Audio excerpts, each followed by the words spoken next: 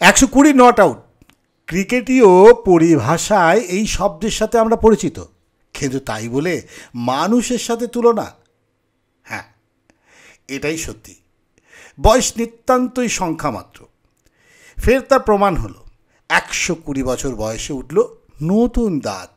দিদার অন্নপ্রাশনে মাতলেন নাতি নাতনিরা। একগাল হাসি নিয়ে তা উপভোগ করলেন 120 বছরের তরুণী। এমনি অভিনব অন্নপ্রাশনের সাক্ষী হল ধূপগুড়ি মহকুমার বারোঘরিয়া গ্রাম পঞ্চায়েতের দক্ষিণ খয়েরবাড়ি এলাকার মানুষ। শিশু সুলভ আনন্দে মেতে ওঠে এই অন্নপ্রাশনের আয়োজন করেছেন রুম্পা বর্মনের নাতি নাতনিরা।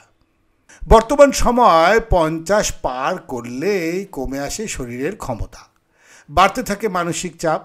60 থেকে 70 বছর হওয়ার পর দেখা দেয় একাধিক বার্ধক্যজনিত শারীরিক অসুস্থতা। কিন্তু শতবর্ষ পেরিয়ে যাওয়া রুম্পা বর্মন যেন 120 বছরেও তরুণী।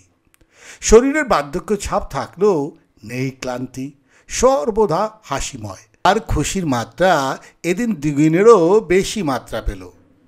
120 বছর বয়সে উঠল নতুন দাঁত।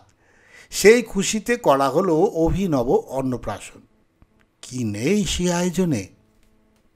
পাড়া প্রতিবেশী এবং আত্মীয় স্বজন মিলিয়ে প্রায় 300 জন আমন্ত্রিত হয়েছিলেন এই অনুষ্ঠানে। শুধু খাওয়া দাওয়া নয়, ছোটদের অন্নপ্রাশনের মতোই সমস্ত রীতিনীতি পালন করা হয়। ঢাক ঢোল বাজি বাজিয়ে উৎসবের আবেশ তৈরি করা হয়। আনন্দে এই পরিবেশে নাতি নাতনিরা নিজে হাতে দিদার মুখে ভাত তুলে দেন।